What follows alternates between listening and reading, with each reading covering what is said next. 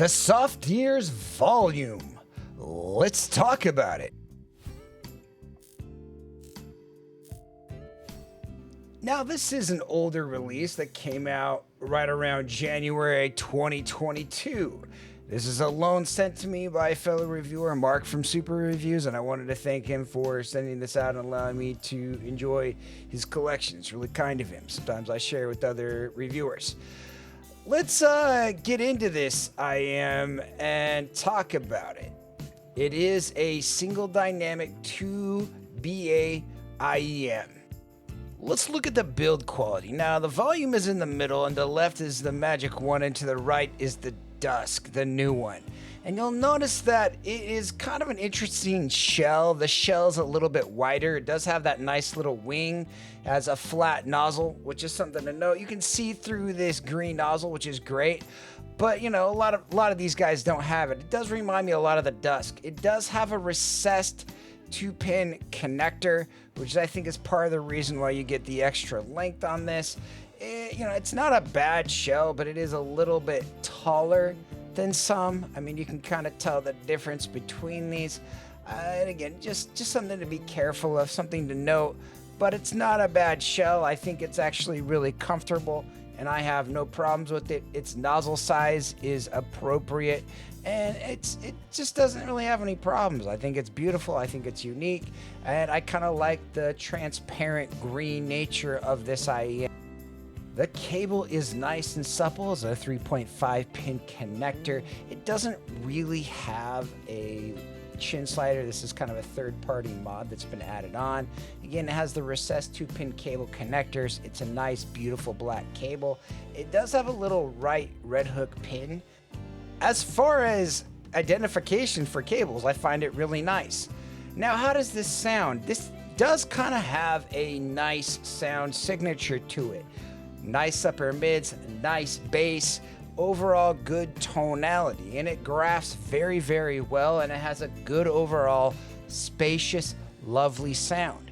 How does this differ from the other IEMs in this price point? Well, let's get into it. It does have a very interesting tune, and I wanted to kind of show multiple IEMs to you guys here right now in our graph section. All right, let's start by looking at the graph. You'll notice you have good channel matching on this unit. You'll notice it has a little bit lower bass than I might normally like, which isn't always necessarily the worst thing. It does have kind of sparkly, Harmon-esque upper mids, but let's take a look at a few others. And now that we think about it, it looks like a Harmon IEM. I'm actually going to improv right here, and I wanted to look at the SimGot EM10. Now, as we look at the EM10, you'll notice it has a lot more bass, a lot more upper mids region, and it does look a little bit different. It does have a good increased air for me, and I personally like the SimGot EM10 a great deal, despite it having a little bit too airy upper mids for my liking. But I think it's a really good set, despite it being kind of Harmon-esque and a little bit unoriginal for some. Let's look at a few others. I wanted to talk about the Softears IEMs that I've reviewed, because I always like reviewing other IEMs and talking about other IEMs that they're next to.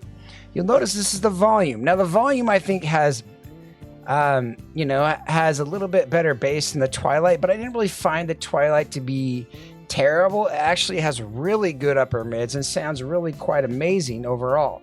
The Twilight is an amazing IEM. The Volume is, despite it having maybe a little bit better bass, sometimes the graphs don't always show you anything. And it's hard to kind of identify that with graphs, and graphs give us a lot of great information, but they don't give us everything.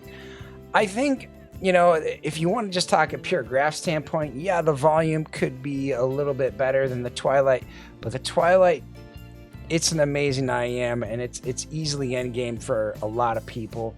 And I did a review of the Twilight not too long ago, and it really stands up nowadays. Another one I've reviewed recently on channel was the Softears RSV. Now, I really like the RSV. It has a little bit more subdued upper mids. I mean, its bass region is about the same as the Volume, but I think its drivers are doing something a little bit better. And the RSV is, it's a special set. It's a really special set. And it just kind of has this better overall tonality to it. And it's just a really impressive, fun set. And I think the RSV is just a lot of fun, and I really recommend you guys to try it if you can. It is an expensive set. It's like, I don't know, I want to say it's $700, but it is something you guys should keep on your radar and check out if you ever get the opportunity to. Another one to look at, like the Valori. I've had this in house, and it kind of came with the volume to be able to check out. I don't know. I think the Valori does sound maybe a little bit better in certain areas, but it lacks a little bit of imagination and sparkle. It just kind of has a little bit of a dry tonality. It's not bad, but when you have an IEM that's a year and a half old, that's, you know, like around $200, that can be competitive with your IEM. I just don't really find it that great of something to consider. I mean, on its own, the Valori is a good, solid, well-packaged IEM, but on a sonic basis and just a head-to-head battle, I don't know. I think I'd take the Volume, and I think I'd have to recommend the Volume, as I think the Valori just lacks anything of fun. Well, the Volume has a lot of great things about it. It has great space, has great air, it has great technicality for a $200 IEM. It sounds really good. It's fully enjoyable. So much good going on with the Volume. One thing to look at is the Mega 5 EST. Like, a lot of people really like this Mega 5 EST, but if you look at something like the Volume, you'll notice that it has a similar kind of tonality, like its upper mids are a little bit lower, but I mean, through here, so similar, so close. I think the upper air and the detail of the Mega 5 EST is better. The Mega 5 EST is like a $600 set, but it just kind of goes to show you how close the Volume is to a lot of these sets. It's just something to look at. Another one to look at, I reviewed this on channel, was the Blessing 3. Part of me likes the Volume better, part of me likes the Blessing 3 better. I think the technicalities in the Blessing 3 are maybe a little bit better, but the wow factor and the fun factor in the Volume are definitely there. The Volume's, it's definitely a great set, and just something to consider. But I mean, if you look at these, how close are they? The Volume has a little bit more bass, but it also doesn't have dynamic drivers. I mean, their shell size is very, very similar. It could go either way, but it just shows you that there's a lot of tone out, like there's a lot of IEMs that are similar in graphs, and that's something to remember, that like you dial down fit, a lot of these IEMs have such a similar tonality that you could go with a lot of ones that are quote unquote good. There's a kind of a tuning philosophy that was done for a while, and now I think there's a new tuning philosophy, and we'll talk a little bit about that here in a moment. A few others I wanted to look at, like let's say you're just trying to go budget the Hexa. The Hexa has some of the best treble. It's not really as fun as the Volume. It doesn't have as good of a fit as the Volume. Again, my wish for the Hexa 2, you know, if they could do a little bit better of a shell, maybe a little bit more bass, but it's a solid little IEM for its price, all things considering. Another one to look at is maybe the Moondrop Aria 2. I mean, this has a very similar tonality to the Volume.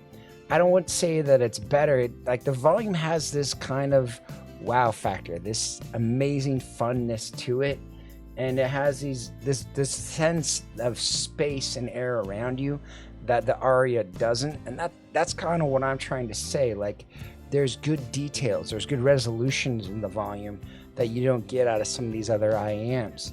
I mean, the Volume's not perfect, but it does a lot of great things, especially from a technical standpoint. I mean, another one to look at, I mean, look at the Dusk. Look how close the Volume and the Dusk are. They basically have that similar tonality, and, you know, it's just something to be like, okay, yeah, I see it. You know, there's a lot of similarities between these two IEMs. Another one to look at, kind of the new darling of the, you know, the audio land, is kind of the Dunu Da Vinci.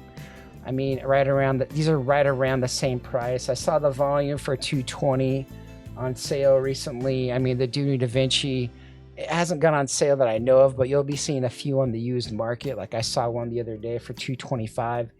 And so, I mean, they're pretty comparable in price. You have to remember, like, usually it's about a 30% discount on a lot of things.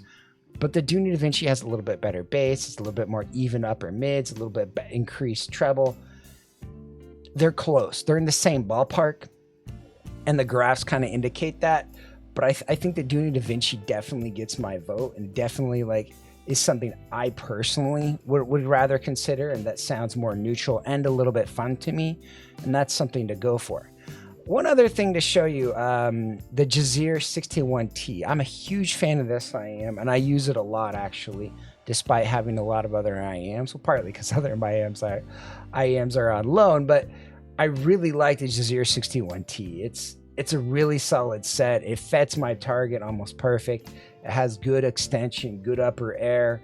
It has a little bit better bass, a little bit less shouty upper mids, but by no means is the volume shouty. It's just a slight different approach. There's sometimes like crazy approaches, just like crazy IEMs, but then you get something like, you know, like sometimes it's just like tweaking neutral, and that's kind of the difference between these two. Both of these come across neutral, but have slight differences in tonality in what they do. Both are great sets, both are highly recommended.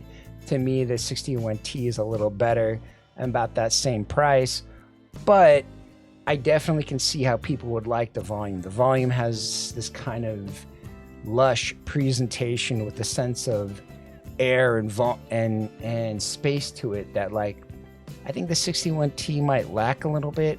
It kind of lacks a little bit in that treble, like, fun extension. Like, it's just not quite there. But again, both great sets to look at and consider.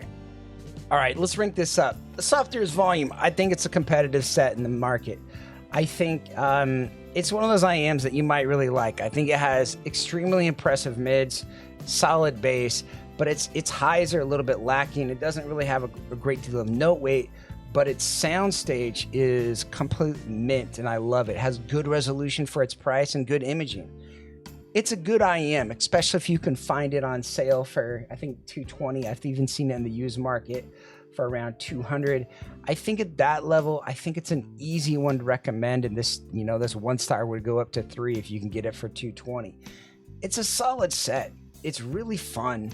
It's really enjoyable, but again, it does have slightly splashy treble, but it's a legend of a set. It's a good set. If you're watching this video and thinking, man, does Jay just like the Volume? Yeah, I love the Volume. I think it's a fantastic little green set, and it's an affordable, reasonable price that's not ridiculous levels of sound quality. And that's kind of the thing, is that, like, you know, you get something like the Mirai, the other green IEM that I've reviewed.